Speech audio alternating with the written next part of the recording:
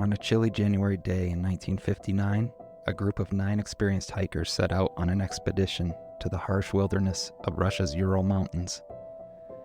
Infused with the spirit of adventure and camaraderie, they had no idea the tragedy that awaited them. Led by Igor Dyatlov, after whom the incident was named, their goal was to reach the peak of Mount Otorten, a journey they knew would be no walk in the park. In those few days leading up to that fateful night, things seemed relatively normal. The group took meticulous care of documenting their journey through diaries and camera rolls, offering us glimpses into their exciting excursion filled with laughter and shared meals around campfires. But beneath this facade of adventure lay an undercurrent of danger, one that was as unpredictable as the mountain terrain itself. Even though they were experienced mountaineers who had navigated rugged terrain before, nothing could have prepared them for what was about to unfold. The weather was unpredictable at best, oscillating between clear skies one moment and snowstorms the next. However, this didn't deter them from their mission. After all, adversity was part of the parcel of such voyages. As they traversed frozen rivers and climbed steep ascents laden with snow, there was an unspoken agreement among them to look out for each other despite any imminent peril that lay ahead. They spent their evenings huddled inside tents, sharing stories while savoring canned meals. Little did they know, these were among some of their last peaceful moments together before being swallowed by a mystery and intrigue synonymous with the Dyatlov Pass incident. On that fateful night of February 2nd, 1959, the temperature was estimated to be around negative 30 degrees Celsius or negative 22 degrees Fahrenheit. It was low enough to freeze any human in a matter of minutes if they weren't adequately protected. The wind howled, and there were intermittent snow showers adding to an already chaotic weather condition on Kolet-Sielka, the mountain pass where they had set up their camp. The group's tent was pitched on a slope on the eastern shoulder of Kolet-Sielka, rather than in a more sheltered location just over a kilometer away. This decision has baffled many over the years, since it defies common sense for experienced hikers like them to choose such an exposed location. They had passed through forests where they could have found shelter, but instead chose an area so remote and unprotected. The hikers also left behind a secondary cache of supplies further down at La Base, which included food, equipment, and other things that would lighten their load while climbing higher up in elevation. This proved essential during search operations later, as it gave an idea about what kind of provisions they carried with them. It's still unclear why these provisions were not with them when tragedy struck. A roll of undeveloped film that was rescued from the site offered some insight into what transpired before darkness fell that night. The picture showed an apparently normal scene: happy faces smiling at the camera, casual poses among friends amidst a vast expanse of white snow. Nothing out of the ordinary or menacing except for one image towards the end showing an eerie, undulating light in the sky. From their diary entries, we know that things started off well for this group, their spirits high despite difficult terrain and harsh weather conditions. An entry from January 31st mentions their intention to reach Ural Mountains, but acknowledges bad weather might hamper progress. Little did they know just how dire circumstances would become.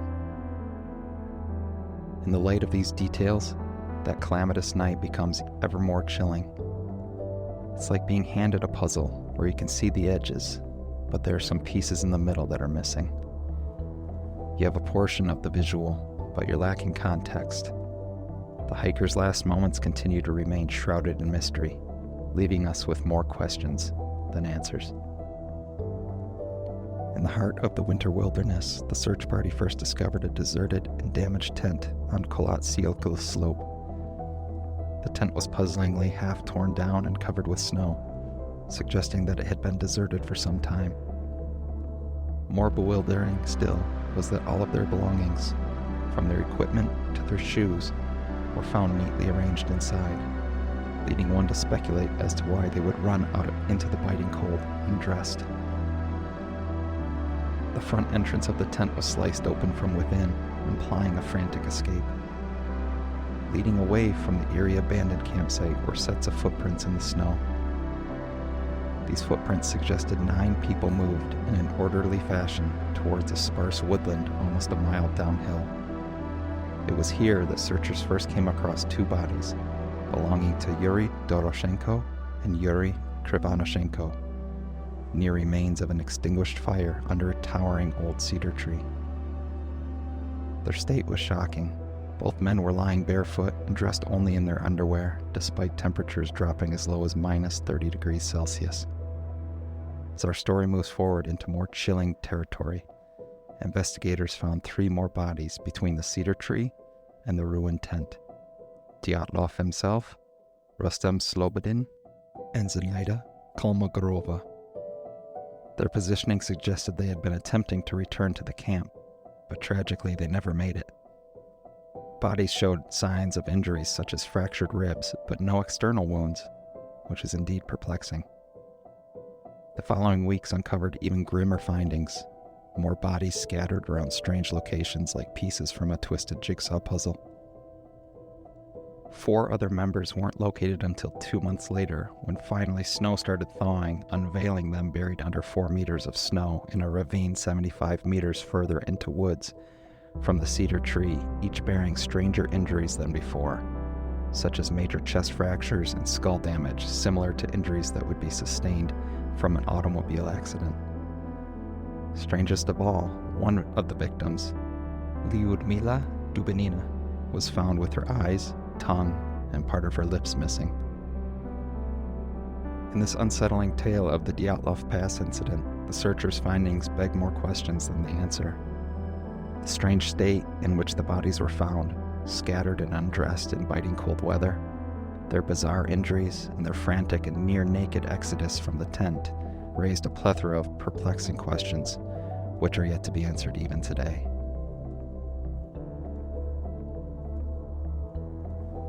Delving into the world of conjecture, it's hard not to get caught up in the theories surrounding the Dyatlov Pass incident. The first theory we encounter is that of an alien or UFO interaction. Proponents of this theory point to the reports of strange orange orbs in the sky near where the hikers were found, noted by another group of hikers about 50 kilometers away from the pass. There were also claims that some clothing found at the scene contained high levels of radiation. Extraterrestrial enthusiasts suggest that these elements point towards a close encounter with otherworldly beings. In contrast, cryptid enthusiasts argue for more terrestrial intervention, namely Bigfoot or Yeti-like creatures native to the Ural Mountains known as mink. They cite evidence like footprints larger than humans around the campsite, and certain photographs from the hikers' cameras suggesting strange silhouettes lurking near their tents. They draw attention to a note made by one member jokingly mentioning snowmen lurking around them, which now seems chilling rather than humorous. Another popular perspective is military involvement, given that this was during the height of the Cold War era, with the Soviet Union being involved in nuclear testing and the development of parachute mines, which cause injuries similar to the ones suffered by some of the members. Many have speculated secret military exercises might be the cause for this tragedy.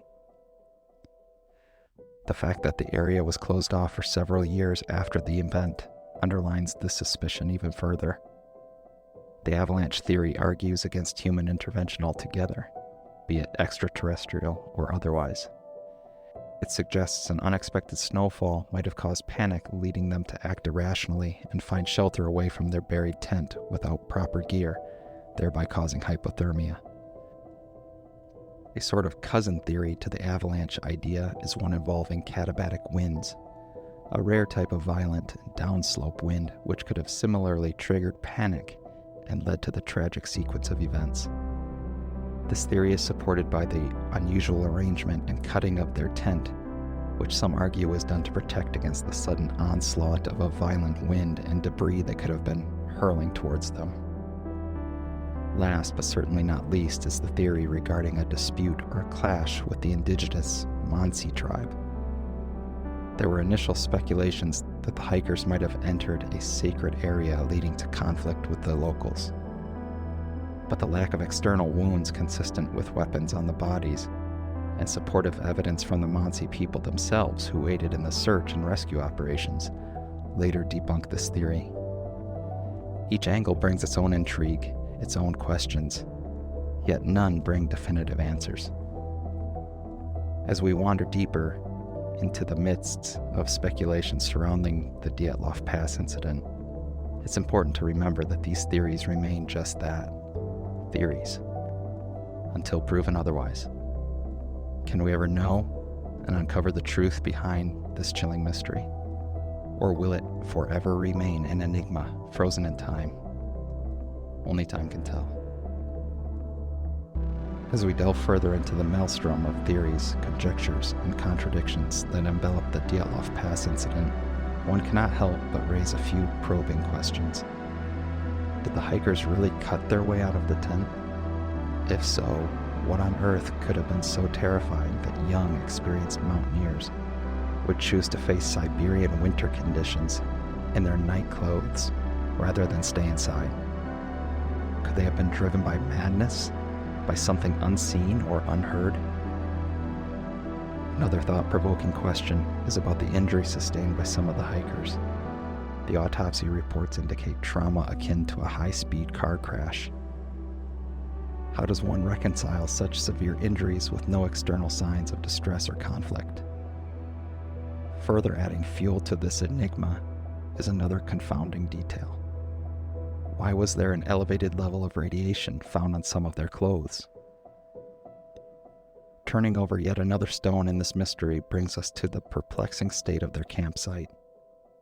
Is it possible for an avalanche to explain it all away?